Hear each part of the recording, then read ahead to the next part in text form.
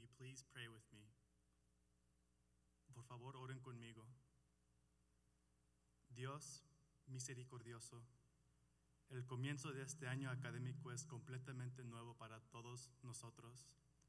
Convierte la persistente tristeza de dejar familias en hacer nuevos amigos y aprovechar nuevas oportunidades.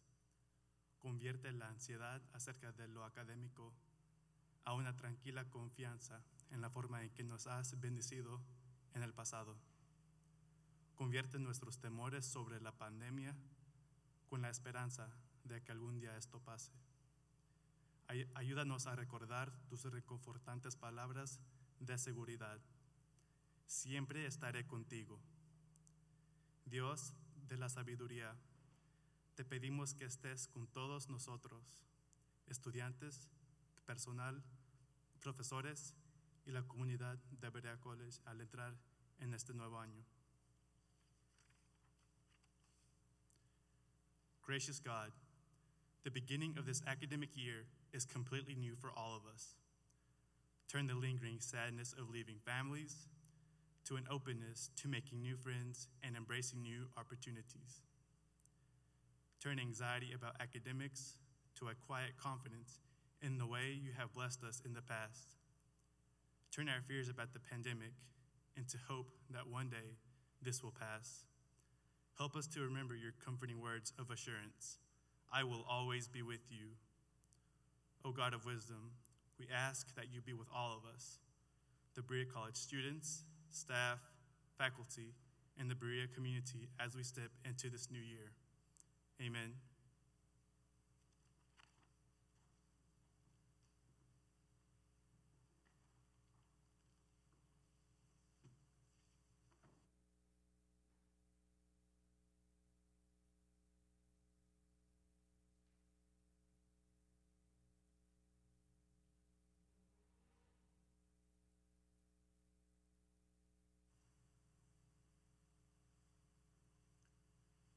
I want to offer a warm virtual welcome to everyone tuned in for this reopening convocation, celebrating the beginning of the 2021 academic year here at Berea College.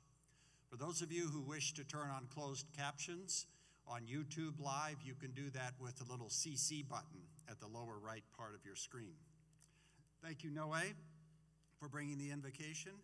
We know you had to deal with COVID-19 over the summer and are very glad you are recovered and have been able to return to campus. This opening convocation is the first in a condensed convocation program for this fall, reflecting the fact that we are not able to do mass gatherings. Even though the format will be different and students are not required to attend, I still urge you to attend virtually, as many as you are able. They will be incredible. We are celebrating today the start of a new academic year, celebrating that even in the face of national urgent crises, we can continue the work of learning that is our main objective at Berea College, whether we are learning online or in person.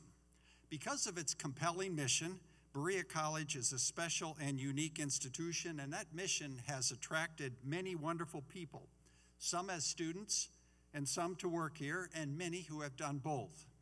Each of these Bereans has a great story, and so we like to say that Berea College consists really of the combination, the synergy of all those many stories, 1,600 student stories at any time, the stories of about 600 employees and retirees, the continuing stories of more than 19,000 alumni, as well as the stories of many Bereans who are no longer with us, but who contributed importantly, so we're remembering their stories.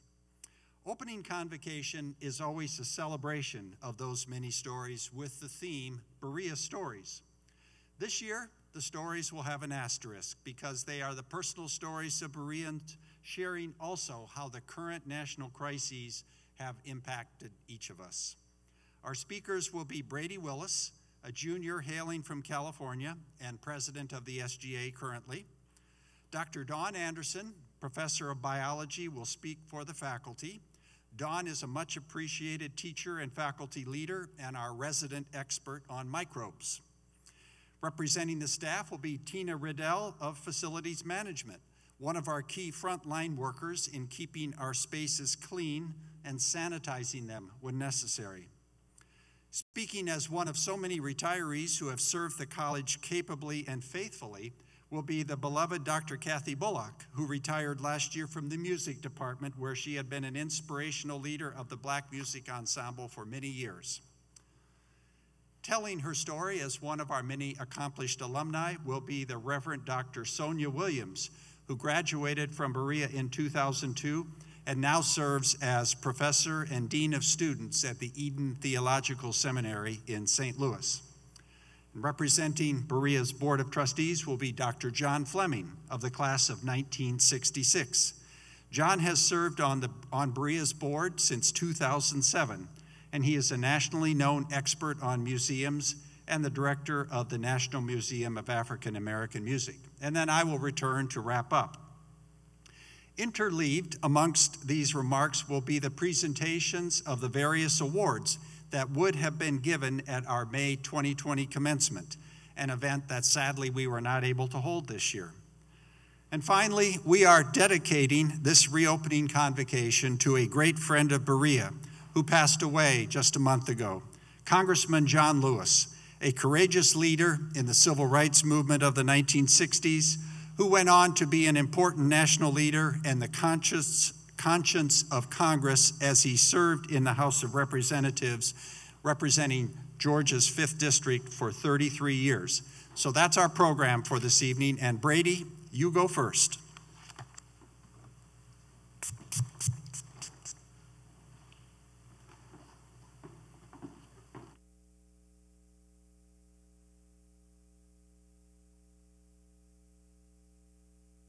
You, President Ruloffs. When I originally drafted my remarks for tonight, I wanted to tell my Berea story with a sense of humor. What it's like to be a student in this complicated time and make you laugh a little. This is college, after all. But none of that felt right, and it still doesn't. So I asked my mentor, Professor Adonma Barton. She looked at me and said, "You need to do 2 things. The first is to tell the truth." And here is the truth. I can't joke right now. I can't look you in the face and make light of everything. Last week, I received notice that my aunt and grandmother back home in Northern California were evacuated from their homes because of the raging wildfires due to the hottest temperatures ever recorded on planet Earth. I can't joke about that. Within a month, we'll surpass 200,000 deaths from a dangerous virus, and at the moment, we're standing at a death toll 60 times that experienced on September 11th, 2001. I cannot joke about that. This summer, millions of us took to the streets in protest of a racist system that has stolen from its own people the right to control their own destiny. And obviously, that has not changed, as we could see within the events of the past week. I can't joke about that or Jacob Blake. I go to the local Walmart down the street and I see former classmates of mine who graduated with a degree a few months ago riding their bikes to work and stocking shelves because we're just in a goalie right now. And I cannot joke about that. I tell you, any college student who is really paying attention is not laughing. We are terrified. And there is no way around that. But Professor Barton continued with the second task: provide hope. And I thought about it, and I wondered how. Because right now I feel more like a fighter than a college student. But in a school that has weathered a civil war and a battle in the Supreme Court, there must be some hope around these hills. And I will tell you, I personally found it on March 10th of this year, 169 days ago. And I found it in the Jellicle Drama Center, or rather, inside the people inside the building. When we all received that fateful email about campus closing, I instinctively walked straight to the theater building. Because in times of concern, you gravitate towards where you need to be. And as we stood there in the lobby, We were like many of you, unsure and terrified. But after we were done being terrified, like true Bereans, we assembled. Someone grabbed their laptop and put on a movie. Another cooked popcorn. I grabbed my stash of Ale 8 and blankets. And we sat on the floor in the dark, silent. I sat close on the floor to the other students in the dark, thinking about the future. And when we say a theater goes dark, it usually means no shows, no creativity flowing, and no change being promoted. It usually means the absence of hope. But at that moment, I realized that building was full of hope, and it still is. Yes, it was full of fear, but we were together. And I believe hope is the product of the fear in our hearts being canceled out. Now I know hope. It's in these people. By clinging together as tightly as we possibly can, we ensure we'll live to see another day. In that same theater that was built for human interaction, which stands empty for now, encapsulated in a single ghost light in the middle of the stage, is my hope. And I anticipate the day I can walk up to that ghost light, unplug it with my friends, and we can create and perform our stories of hope. It'll be in our walk that we will take on our graduation days, when we will go forth and tackle what lays ahead of us, because maybe we are fighters. And once our fight has been won, we can perhaps look back a little bit more satisfied that we not only survived, but made a change, and perhaps we can laugh. Thank you.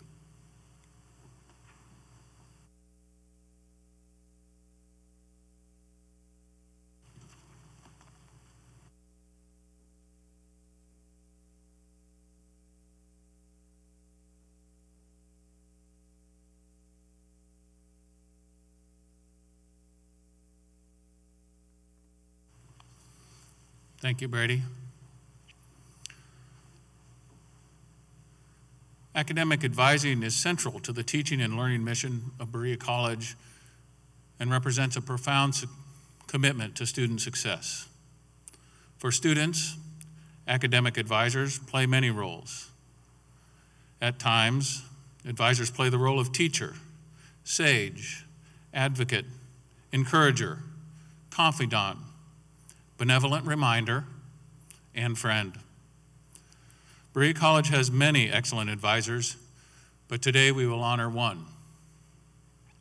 Nominators for this honoree indicate, this advisor truly cares about the well-being of students and advisees and always makes time inside or outside of class. This advisor has gone above and beyond the role. She has spoken to me as an adult and has made me feel like an important individual as opposed to a number. One student highlights, my advising sessions are a learning experience. When we meet, it becomes clearer in my mind why I take the courses I do and how those courses will benefit me during my college career and into the future. Further, this advisor makes sure that each student is feeling supported and confident in all of their plans and in whatever is happening. This advisor will always sit down with me, go over my degree works, go over my planning. She makes sure that I'm always on track and on track for graduation, making sure that I take classes that I will enjoy. She always listens without interruption. One advisee notes, she is a very insightful person who is responsible and admits she does not have all the answers. Her honesty leads her to refer students to other resources rather than leading them down the wrong path. In short, advisees say, she knows her stuff. This advisor approaches advising like an artist. When working with students, this advisor listens and observes with great intention. Then, at the appropriate moment, this advisor helps students weave together plans to integrate academic need and student interest. The winner of this year's Paul C. Hager Advising Award is a practicing fiber artist and earned her MFA from the University of Kansas. She has been a valuable member of Berea College since 2000. Please join me now in celebrating the excellent advising work of Lisa Kreiner. Thank you, Lisa. I will be delivering Lisa's award very soon. Thank you.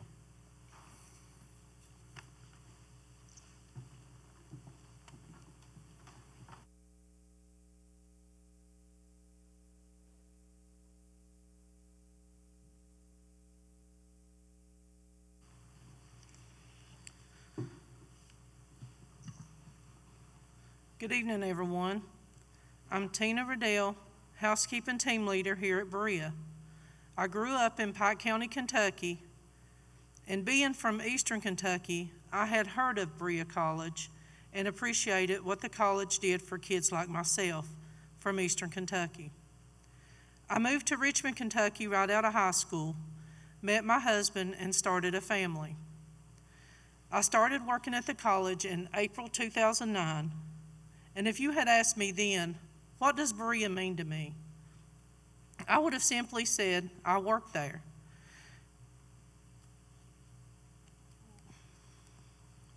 Now Berea means so much more. I have met so many amazing people through students, faculty, staff, President and First Lady Rulofs. I feel very blessed to work with such amazing, caring people, my work family. We have 18 housekeeping staff across campus. We have around 250 labor students each semester. We couldn't do what we do without them. When students graduate, it is bittersweet. We feel very fortunate to have gotten to know them and be part of their success, and know they are moving on to bigger and better things. But it's also sad to see them go. The housekeeping staff does an amazing job. They sure make my job easier. Don't get me wrong, we have challenges every year, but we get through them. This year has been a huge challenge with the coronavirus, but we will get through this challenge as well. I worked in healthcare for 15 years before coming to Berea. Actually, we have several housekeepers with healthcare backgrounds. We have bloodborne pathogen training, how to properly disinfect viruses and bacteria, along with proper PPE training for housekeeping and labor students.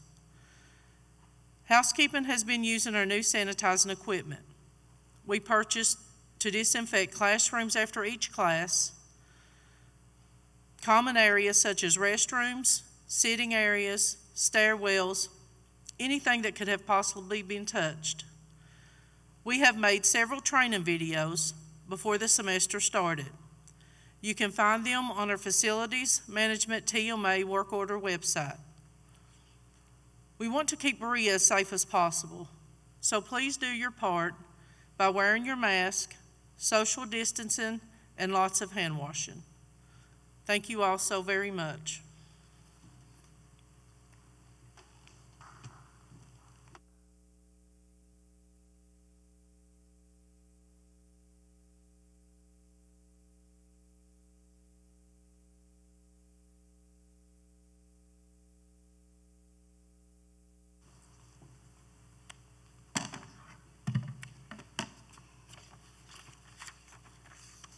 Hello, everyone. My name is Sylvia Sante, Dean of Student Labor. Joan Pauley, Sustainability Coordinator, was nominated and selected Student Labor Supervisor of the Year 2020 by her labor students. Thanks for the amazing work you do with our students. You're a mentor, leader, practical instructor, and supporters. Here are comments made on Joan's behalf by her students. Joan is, quote, Joan is incredibly accepting of all peoples. She promotes compassion in the workplace and really thinks of her students as a kind of family. She has an outstanding listening ability and makes students feel cared for. It doesn't matter whether students have work, family, or friend-related struggles. Her significant willingness to help with an open heart and constructive advice moves students forward. She makes sure that we are never bored and is constantly nudging us to improve and push ourselves. Ms. Pauley deserves the Outstanding Labor Supervisor of the Year Award for her critical professionalism and possession of skills with extreme market need. She has always emphasized the importance of our labor assignment for both academic enhancement and career aspirations. Joan, on behalf of your students, your colleagues, the college community, and the labor program, we congratulate you again. And here is her award. Thank you.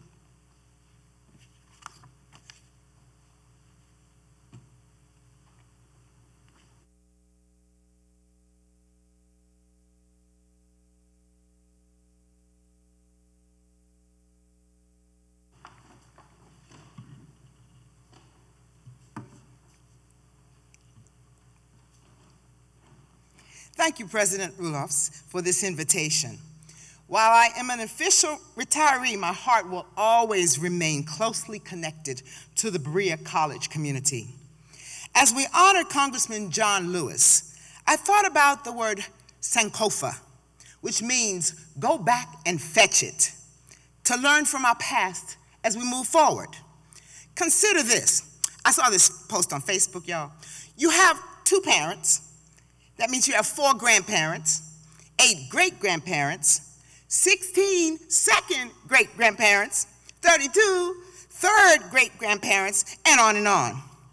Looking back from today, you might have over 4,000 ancestors over the past 400 years. That many people who got together so that you can even exist right now. How many of your folk went through struggles? How many had difficulties? How many battled through wars? How many had hoped for a better future? What has somebody sacrificed so that you are alive today?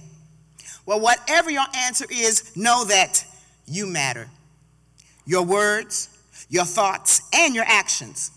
The question right now is, in this time of the worst pandemic in our lifetime, when folk are losing jobs and income and hope, when others are filled with fear and hate or acting just plain crazy, when folk on the front line are just so tired, and when black folk keep getting shot and killed for seemingly no reason, what you gonna do?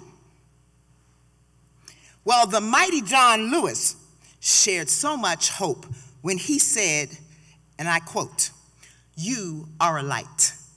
You are the light. Never let anyone, any person, or any force dampen, dim, or diminish your light. Release the need to hate, to harbor division, and the enticement of revenge. Release all bitterness. Hold only love, only peace in your heart, knowing that the battle of good to overcome evil is already won." Let the church say amen. Amen. All right. So when I learned that he was the keynote speaker for our 2017 commencement, I put together a medley of songs in his honor that our combined choirs sang at that program. The first one is entitled "You Made a Way" by Travis Green. It speaks about thanking God for making a way. And I also wanted to thank John Lewis as one of God's messengers for making a way. The song "Glory" follows, referring to the movie Selma. John Lewis was a vital part of that story. And the medley finally ends with the spiritual by Dr. Raymond Wise, "Keep on marching till we make it home." So let's listen to the songs that we sung on that eventful day in 2017. And as you listen, take a moment to remember the wisdom of our ancestors, to affirm and access your own power, and then choose to march on. March on to make this a better world than the one you were given. March on because we are the light and we are the hope. March on because we are all God's creations and because we can and we must. Listen now to the Berea College Combined Choirs.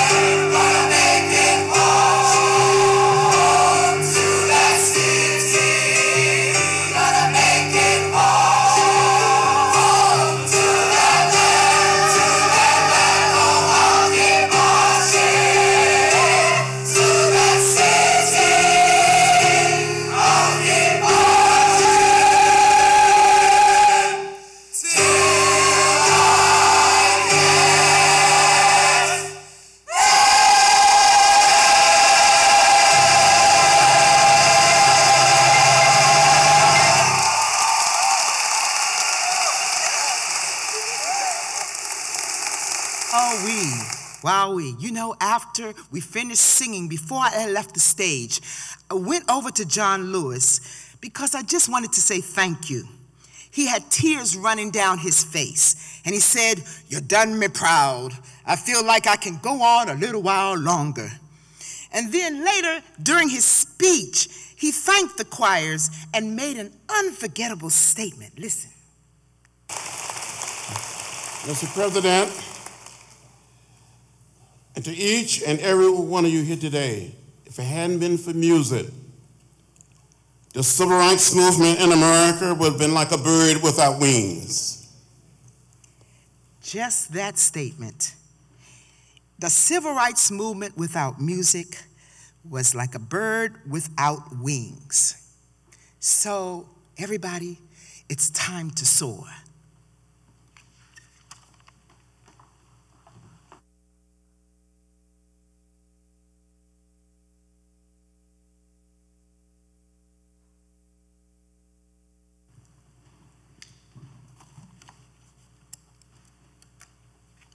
Good evening. I'm Dr. Dawn Anderson. I'm a professor in the biology department where I've taught microbiology, genetics, and cell and molecular biology since I came to Berea in 1992. My training and my specialty is in infectious disease. I work with the bad bugs, mostly bacterial and viral pathogens. I began my dance with SARS-CoV-2, better known as COVID now, in December 2019. But I didn't really realize it at the time. My microbiology class, we were discussing influenza virus and the 1918 Spanish flu, and one of my students asked, as they always do you think this can happen again? And I said, as I always do, it's not a matter of if it can happen, it's when. I knew another pandemic would happen.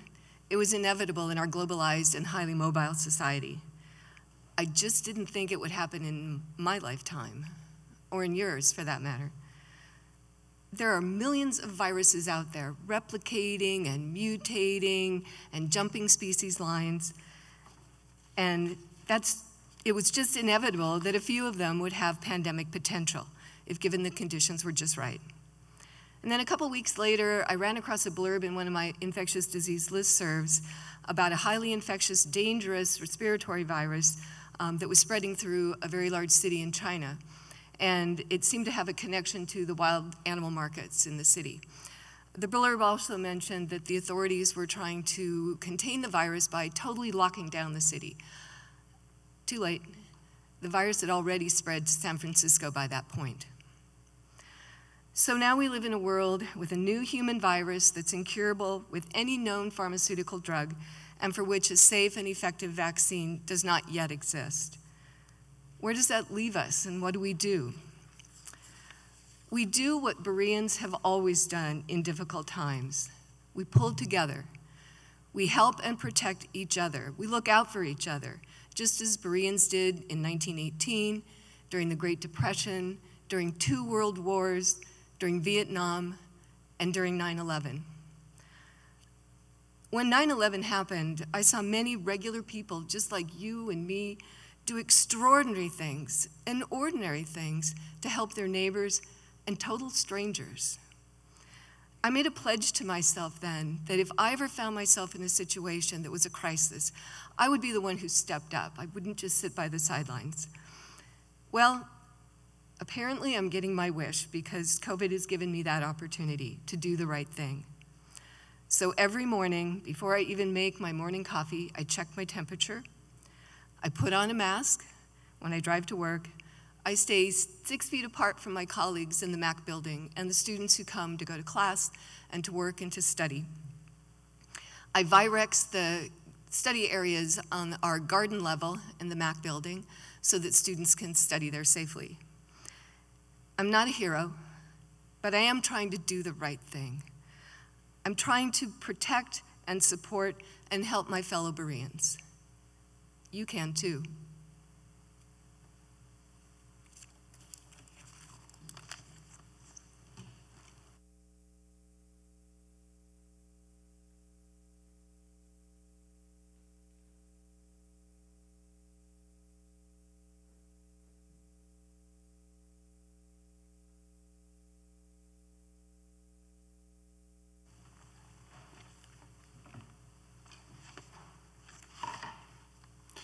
Thank you, Dawn and Kathy, who are two prior Seabury Award winners on our stage right now. At commencement each year, the Seabury Award for Excellence in Teaching, made possible through a generous donation from the Charles Ward Seabury family, is given to a professor with an exemplary teaching record. The announcement of last year's recipient was delayed for obvious reasons. The recipient is chosen by a committee composed of previous winners and the students who received the Wood Achievement Award. The Seabury Award is the highest honor a faculty member can receive from the college. Nominees are assessed on the following criteria: one's enthusiasm for their subject and capacity to stimulate student interest, one's effectiveness in moving students toward greater intellectual and personal maturity, one's engagement in scholarly and creative activities or cross-disciplinary study, and finally, one's willingness to be involved, both intellectually and socially, with students outside the classroom. This year's recipient first started teaching at Berea College over 20 years ago and garnered more nominations than any other current nominee. One student nomination was brief, quote, "This professor is a passionate teacher who loves their subject and is caring and really tries to help the students succeed," end quote. Another student wrote at length about how this professor displays genuine care and concern for students through the hours spent working alongside them in and out of classes, going on to praise this professor for focusing on the scholarship of teaching to find, quote, "less conventional ways to present curriculum to students who may have trouble learning information in traditional manners such as simple note-taking." Another student shared that if this professor, quote, "notices a student is not stable on an emotional level, largely due to stress, she will always make time to reach out to see if there is any way to help." And one last student quote I wanted to share was, "I am sad that this term is coming to a close. I will miss this professor's love for her course and her absolutely funny personality. She has really been a huge impact on me, and I cannot ever say enough to her for all that she has done for me," end quote.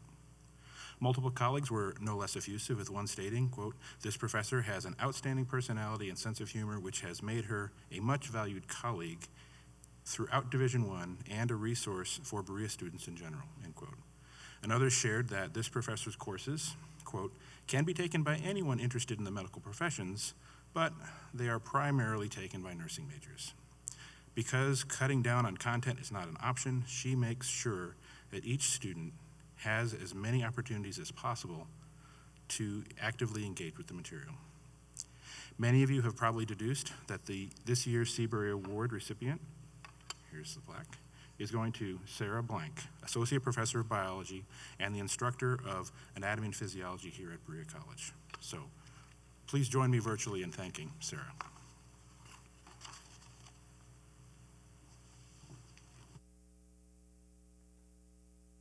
Thank you, President Roloffs, for this opportunity to reflect on Berea's journey.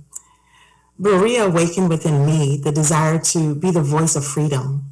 Freedom, the power or right to act, speak, or think as one wants without hindrance or restraint. The state of not being imprisoned or enslaved by poverty or our circumstances. As a student, all I knew was I felt grown and it was my responsibility to make good decisions. Good decisions, much like participating in and later learning about John Lewis's Good Trouble. Who knew the good trouble of advocating and organizing for myself and others would be an option? It was Berea College Convocations that exposed me to the work of the Hook family, Black woman ethicist Katie Cannon, American poet Nikki Giovanni, and feminist and cultural critic Bell Hooks. And in the classroom, I sailed the riffs of improvisational jazz, economics, and a downbeat history waiting to breathe. Jesse Jackson came to campus and took a busload of us to Ohio for my first protest while encouraging young folks to vote. Repeatedly, young people would shout, "Give us the ballot." My message for you today is take the ballot. I served as the first African-American Rover student chaplain at Berea, allowing me to create a space where myself and other students could worship into the night, ask God hard questions, and we created safe spaces for us to explore God's desires for us. This led me into the vocation of aggressive care and hospice chaplaincy for over a decade. Berea was built on good trouble, standing on the side of the oppressed. If you allow it, if you are open to it, Berea will prepare you with the spiritual and academic foundations for an accessible future, caring for the whole world, one corner and holler at a time. I've been called to St. Louis, Missouri, where police brutality is known too well, where we speak the name of Mike Brown Jr. and Breonna Taylor often. My clergy colleagues and I suit up in jeans and hope to write a new chapter to change the course of this nation. As dean, I teach people to imagine and demonstrate God's glory in the flourishing of all people. For Acts 17:26 says, God has made of one blood all peoples of the earth. Today, I celebrate you, the start of a new year and a praxis of walking into spaces that need you most, so that we all may be liberated to live whole and authentic into the future. For without you and I, we remain broken. We're like crayons that color but always runs out too soon. Living and leaning towards freedom as broken crayons is the substance of things hoped for. Berea molds us to become whole crayonic utensils to paint the whole world in the color of justice. Like faith, we are the evidence of things not seen.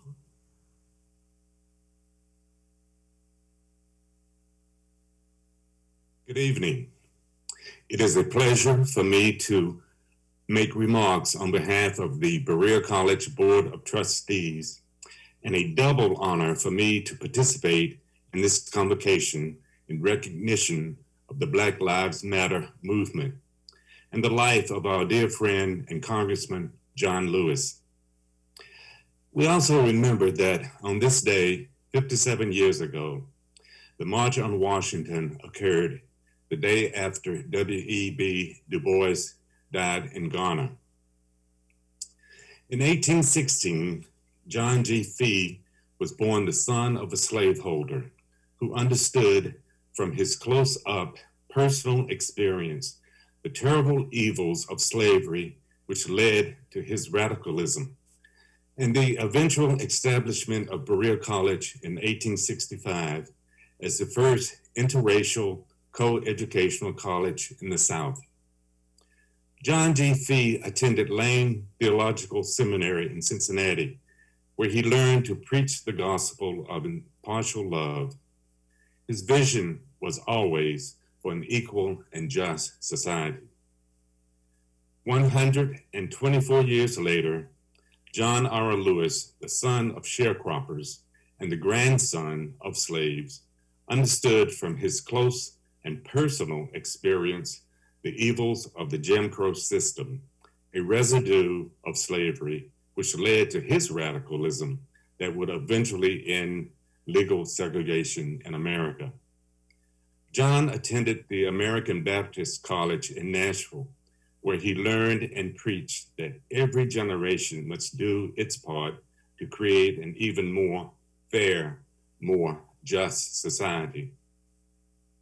As we gather for this convocation, we remember and honor two radical men who changed society, and we acknowledge this current generation of young men and women who continue to carry out the radical heritage of John G. Fee and John R. Lewis in the Black Lives Matter movement.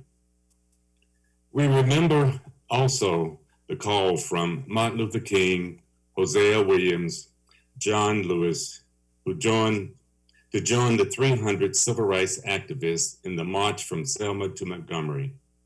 Bereans, students, faculty, and staff answered the call, and on March the 25th, 1965, helped swell the ranks of the protesters to over 25,000 as we marched into Montgomery.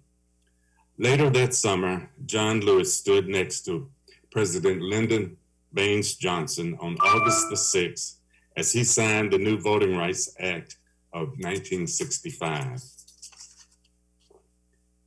As we honor Congressman Lewis, I close with his words spoken at the March on Washington. I appeal to all of you to get into this great revolution that is sweeping this nation.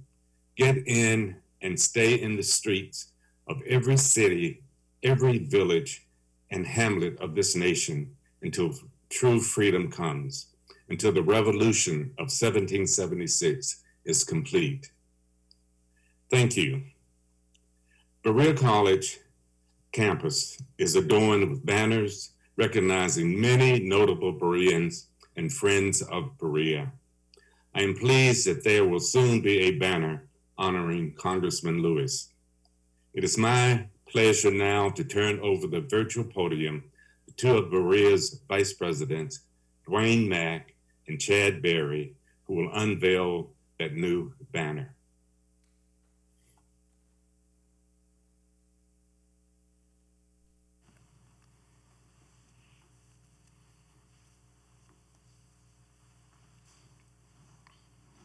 Good evening. Throughout the last 100 years or more, as people have exercised their right to speak out through peaceful protests, they've often carried banners. Votes for Women was a common banner during the quest to grant women the right to vote, a centennial which we celebrate this year. During and since the Civil Rights Movement, banners have been the visual complement to chants and marches.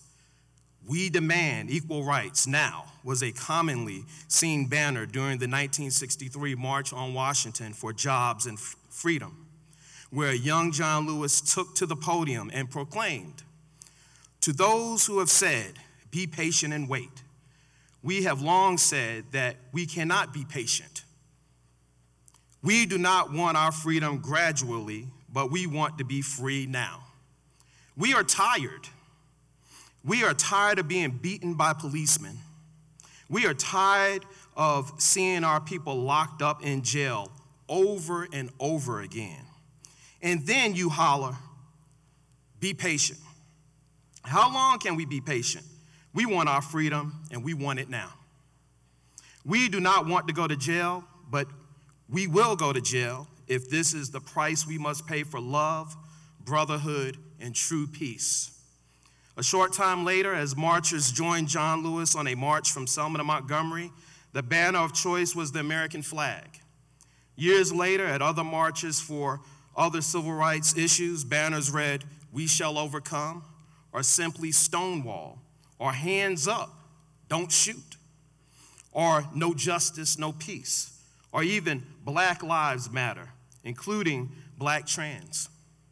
The banner we unveil today honors a Berean, and it also connects this banner with all the previous ones seeking to push this country to realize the democratic ideals of its founding.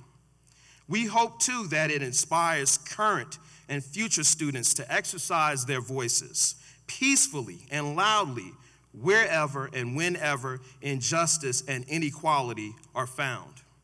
It is our honor to unveil the latest notable Berean banner honoring Congressman John R. Lewis, honorary recipient from 2017.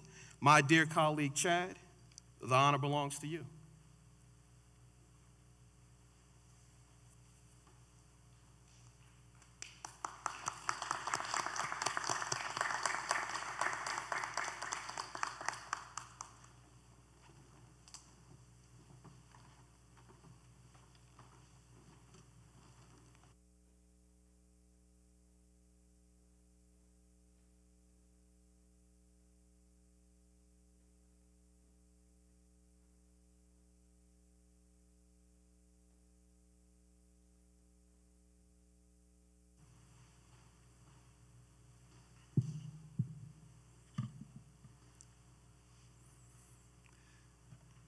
Thank you, Brady, Tina, Dr. Kathy Bullock, Dr. Anderson, Reverend Dr. Williams, and Dr. Fleming.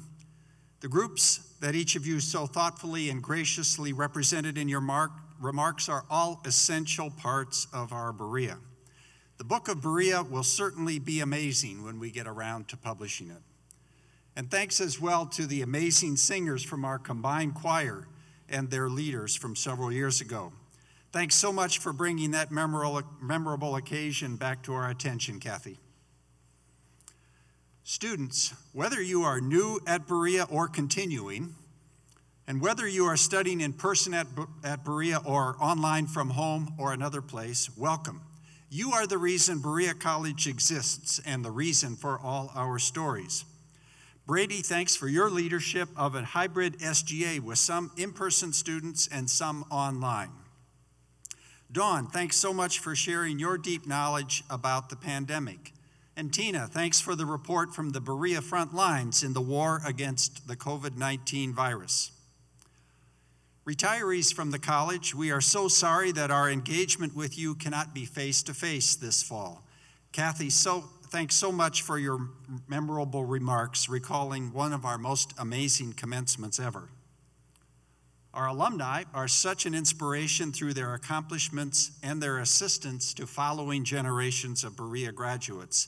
Sonia, thanks for blessing us with your remarks and reminding us that Berea has always been a source of necessary good trouble. The Board of Trustees is an amazing collection of supportive persons, all of whom care deeply about Berea and sacrifice their time and resources to support the college and take full responsibility for overseeing it. John, thanks for your thoughts and marking out the line connecting John Fee and John Lewis, two amazing radicals. There's a line in a poem by Muriel Rukeyser, an American poet and social justice warrior, that is apropos to the theme of this convo.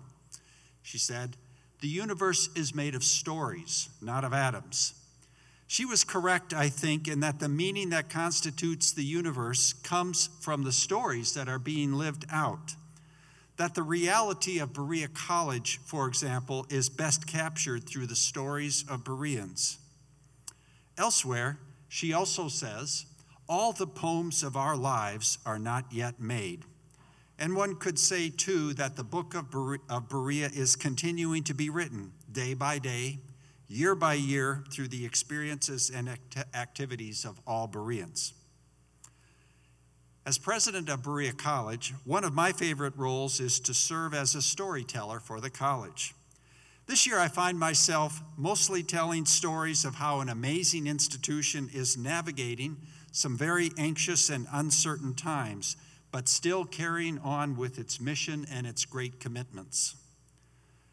Our story, as you know, extends back to and beyond the last time the world faced a pandemic. And I was curious how Berea navigated through the Spanish flu epidemic of 1918 and 19.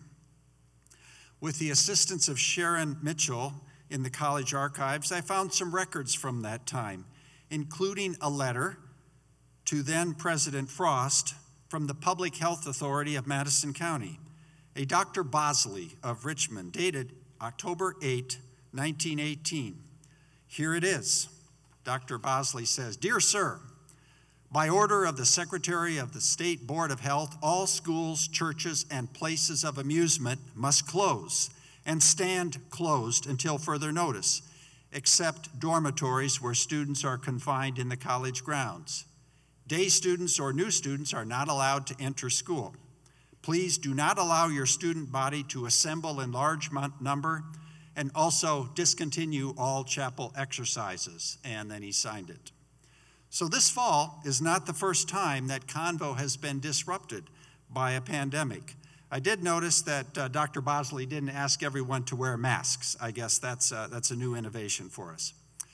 President Frost kept a diary, and there are many mentions of influenza in Kentucky and the immediate area, including an ominous note on October 10th that college influenza patients are being housed in Cumberland and Talcott halls, and that the hospital is already full. And the next day, that the college is up to 100 cases, and the main doctor and the head nurse in the hospital are infected. On the 15th, they are up to 300 cases, fortunately none real serious at that point.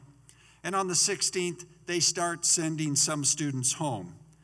And the report from the hospital, then part of the college, is can't get nurses, must do the work ourselves, and train our students. All things considered, COVID-19 in 2020 does not seem as bad, yet anyway. The other current national crisis is the shock and reaction across our nation to tragic killings of George Floyd, Breonna Taylor, and now the shooting just recently of Jacob Blake in Kenosha at the hands of law enforcement. We're waking up to crimes in our country, crimes of discrimination, crimes of racism. At Berea, where we have long had a deep commitment to interracial education, this has caused us to wonder if we are doing everything we can to influence our region, our state, our whole society around racial justice. A committee named Black Lives Matter and the Fifth Great Commitment, co-chaired by Vice President Dr. Dwayne Mack, from whom you just heard, and Dr. Jess Clanderud, director of the Carter G. Woodson Center, is leading the group to study that challenge for us. The book of Berea tells a grand story. The early chapters are suspenseful and scary. Later, the stories reveal the emerging consciousness of a great and unique mission. But then, from time to time, things get pretty anxious again, including the chapters being written right now. But what a thrill to be working together with you all this year, writing the amazing stories of the book of Berea. Thank you.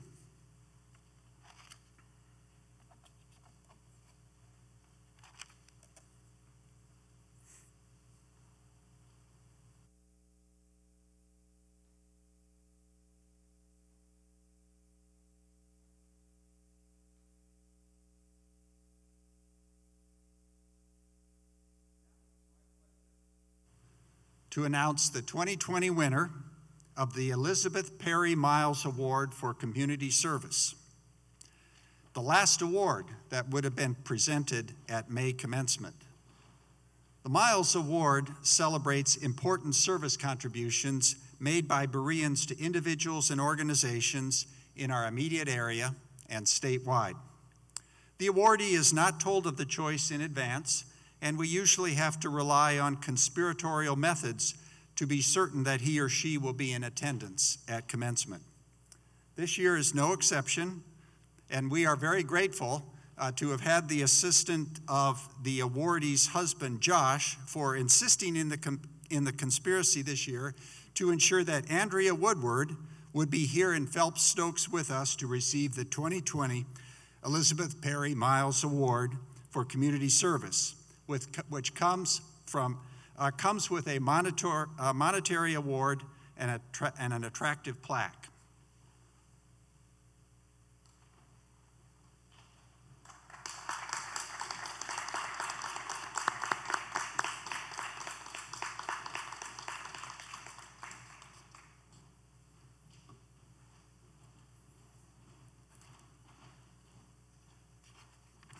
Andrea, if you'll join me on the stage, socially distanced, I'll read the citation, please.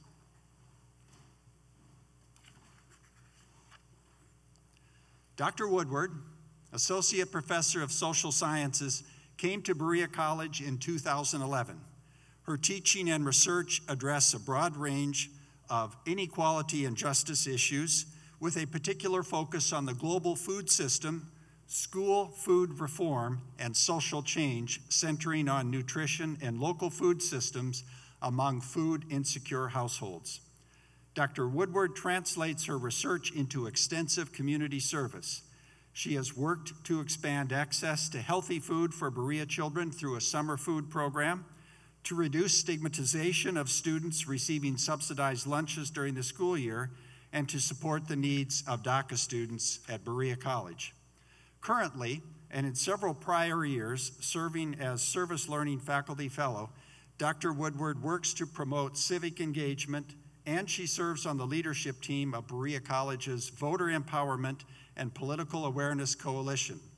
Her service to the region is evident in her appointment to the Pine Mountain Settlement School Board of Trustees. In its steadfast dedication to the well-being of disadvantaged populations, especially in the areas of educational access and food security, Dr. Woodward's work beautifully exemplifies the great commitments of Berea College. Berea College is honored to bestow the Elizabeth Perry Miles Award for Community Service on Andrea Woodward.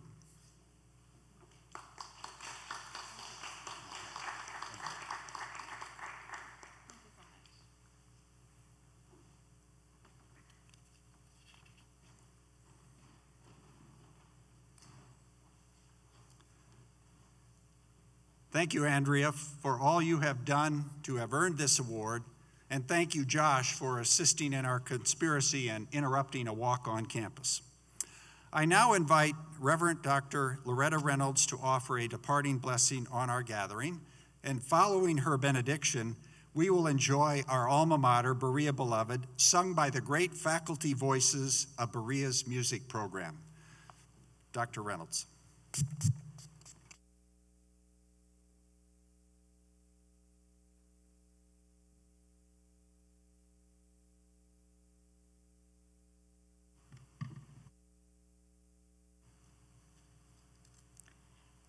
Students, staff, and faculty, as you walk into a challenging new academic year, may God give you the determination, strength, and creativity that is needed to deal with whatever COVID-19 may throw your way.